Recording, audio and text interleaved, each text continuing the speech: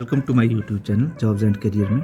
Friends, आज हम बात करेंगे हिमाचल प्रदेश में आउटसोर्स भर्तियों के बारे में। ये भर्तियों के बारे में माननीय हिमाचल हाई कोर्ट में कल पेशी थी और इस पेशी पे क्या हुआ, क्या आउटसोर्स भर्तियां होंगी, क्या एनएचएम भर्तियां आगे जारी रहेंगी, इन सारी बातों की जानकारी आज, और एक कोर्ट केस क्या है इसके बारे में भी आज हम आपको पूरी जानकारी देंगे। तो चलिए शुरू करते हैं।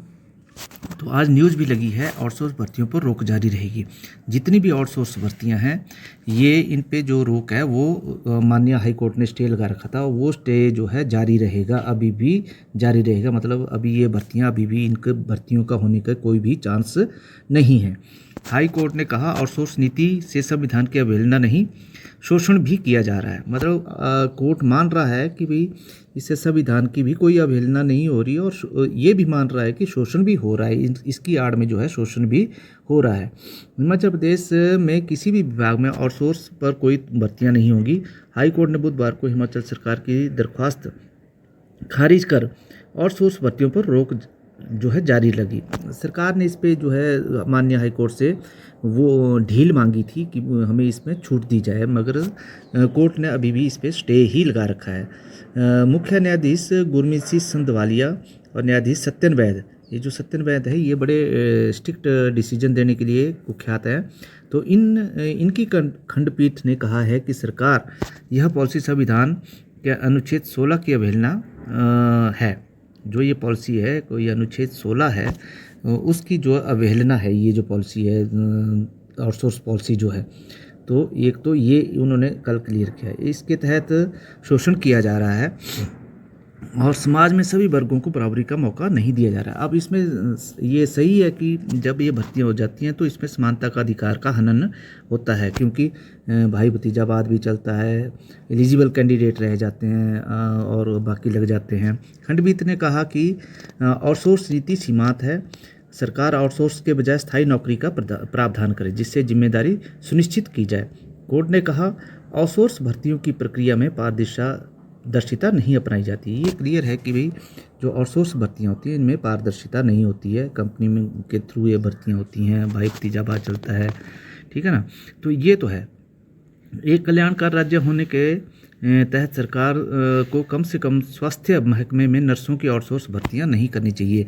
ये जो स्पेशली था, ये स्वास्थ्य विभाग पे जो है था कि भी नर्सों की जो भर्तियां हैं वो आउटसोर्स के आधार पर नहीं की जानी चाहिए। दो पिटीशन है, वो आगे मैं आपको केस में समझाऊंगा। नर्सों की भर्तियां राष्ट्रीय स्वास्थ्य मिशन के तहत आउटसोर्स पर की जानी थी, जिसके लिए सरकार विज्ञापन जारी किया था और इसकी इंटरव्यू भी, जहाँ तक मेरी नॉलेज है, इंटरव्यू भी हो चुकी हैं।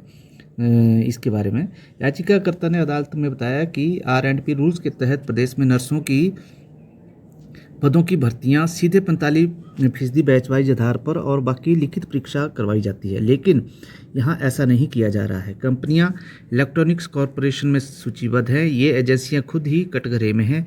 याचिकाकर्ता ने आरोप लगाया कि प्रदेश में 110 फर्जिया कंपनियां पाई गई हैं। अब जो इसमें ये भी क्लियर है कि जो जितनी भी ये कंपनियां भर्ती करती हैं आउटसोर्स आधार पर, लगभग 110 हैं और ये सारी फर्जी हैं। मतलब किसी के नाम पे चल रही है, कोई किसी के नाम पे चल रही हैं, तो ये कंपनियों के थ्रू जो है भर्ती हो रही है, इसलिए यहाँ ये कटघरे में है। केंद्र सरकार की पॉलिसी के तहत चतुर्थ श्रेणी पदों को भी आउटसोर्स किया जाता है, जबकि हिमाचल में तृतीय श्रेणी को एक्चुअल में जो आउटसोर्स पॉलिसी है ये 4th क्लास के लिए थी, जैसे मगर हिमाचल में क्या किया जाता है कि इसको जो क्लास 3 है वहाँ भी आउटसोर्स के आधार पर ही भरी जाती है। विधि अधिकारी, JOIT शिक्षक आदि भी पदों को भी सरकार आउटसोर्स पर भर दिया जाता है। साथ में दो इलेक्ट्रॉनिक कॉर्पोरेशन विभिन्न विभागों की जा रही भर्तियों पर रोक लगा दी थी। ये जो इससे पहले जो पेशी हुई है, इसमें ये जो है इस पे सरकार के तहत जो कोर्ट ने जो है उसको रोक लगा दी थी। खंडपीठ ने कंपनियों और उम्मीदवारों का सारा डाटा वेबसाइट पर अपलोड करने, क्योंकि भाई भतीजावाद होता है, कंपनियां भर्ती करती हैं, किसको लगाया किसको नहीं लगाया। जब बंदे ज्वाइन कर जाते हैं तब पता लगता है कि ये इसकी नौकरी लगी, इसकी लगी, मगर कोर्ट ने ये साफ किया कि कंपनियों का सारा डाटा भी और जो उम्मीदवार चयन किए हैं उनका भी सारा डाटा जो है वेबसाइट पर अपलोड करो, ताकि पारदर्शिता लाई जाए।